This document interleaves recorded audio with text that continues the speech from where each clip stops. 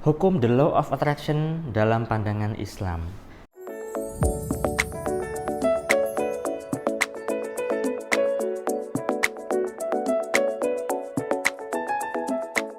Assalamualaikum warahmatullahi wabarakatuh. Jumpa lagi dengan saya, salam dan salam berlimpah.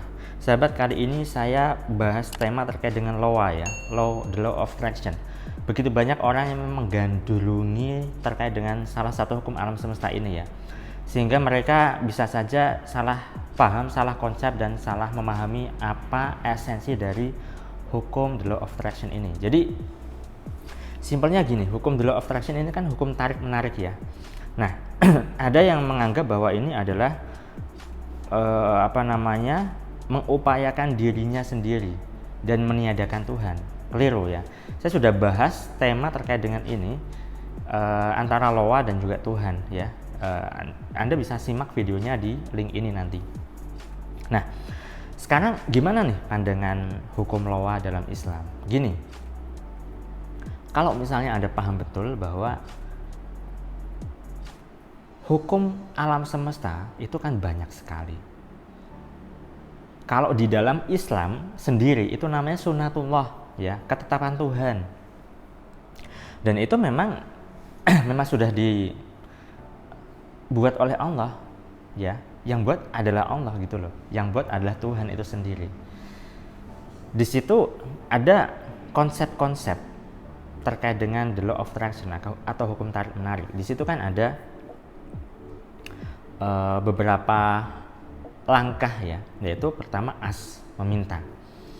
Nah, meminta ini jelas ya, kita perlu yang namanya meminta pada Allah, bergantung sama Allah gitu loh ya, minta perlindungan, minta petunjuk pada Allah dan sebagainya. Meminta. Kemudian believe ini adalah yakin. Nah, jelas kita perlu yakin di sini tentu terkait dengan iman kita. Seberapa besar iman kita, keyakinan kita terhadap ketentuan Allah. Kalau misalnya Anda saat ini sedang kekurangan nih ya, secara finansial, Anda nggak yakin hidup Anda bisa berlimpah di suatu saat nanti, artinya Anda tidak punya keyakinan di sini. Anda tidak yakin bahwa Allah bisa mengubah hidup Anda, kan gitu. Kemudian yang ketiga ini receive ini adalah menerima di sini adalah konsepnya syukur. Nah, jelas kan, dalam Islam juga dijelaskan la in syakartum la azidannakum wa la in kafartum inna adzabi lasyadid.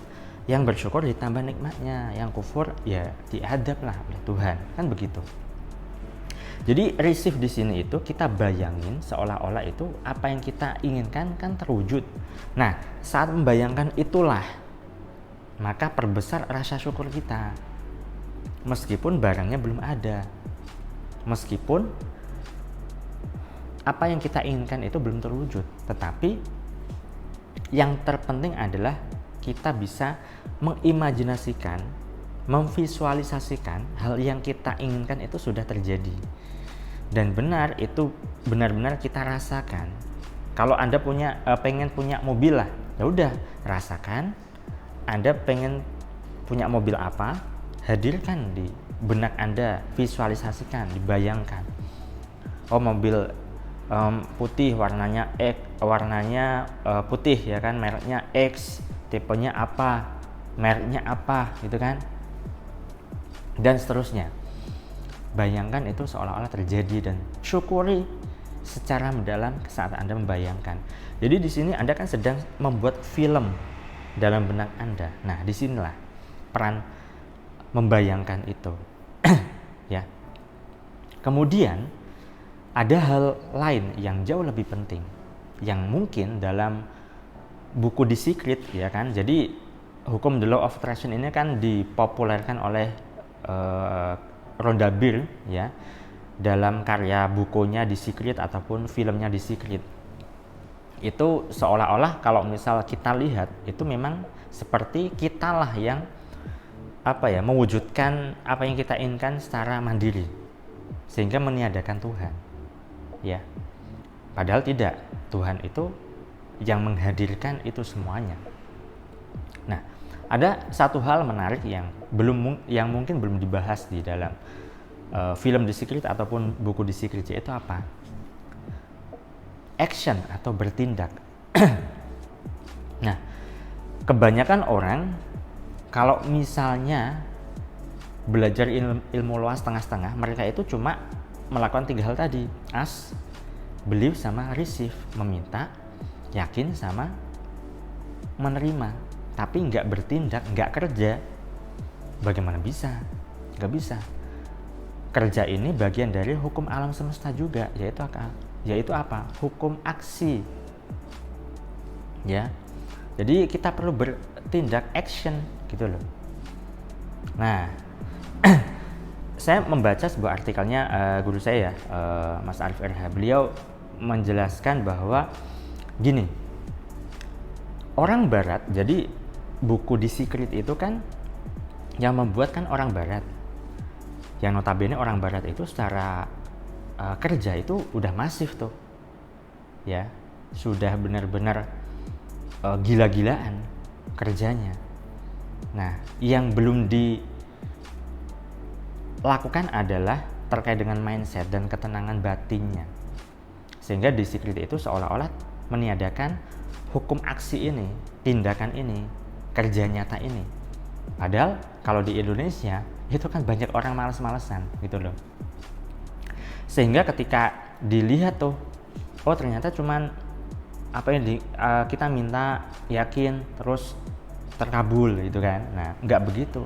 Perlu usaha juga, perlu bekerja juga. Nah, itu sebabnya kenapa banyak orang gagal dalam melaksanakan atau melakukan hukum alam semesta ini, yaitu the law of attraction. Gara-gara hukum tindakannya ini yang nggak dilakukan atau kurang seimbang ya. Kalau orang Indonesia kebanyakan Muslim, berserahnya atau berpasrahnya itu besar sekali. Kalau orang Barat itu berpasrah atau berserahnya kurang, yang lebih ditekankan adalah tindakannya.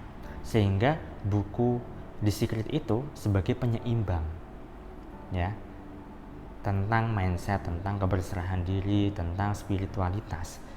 Nah, kebalikan kalau dari Indonesia itu sudah banyak berserahnya, berpasrahnya, kurang tindakannya. Nah, disinilah yang perlu diperhatikan. Jadi dalam Islam pun sebenarnya itu juga diajarkan, meskipun ya istilahnya berbeda, bukan hukum tarik menarik atau the law of attraction, tapi di dalam Islam pun juga diajarkan terkait dengan hukum alam semesta itu yang istilahnya adalah sunnatullah gitu ya. Oke sahabat, saya rasa itu yang bisa saya sampaikan pada kesempatan kali ini. Saya doakan agar hidup Anda berlimpah dan dimudahkan. Saya salam, terima kasih, dan salam berlimpah. Assalamualaikum warahmatullahi wabarakatuh.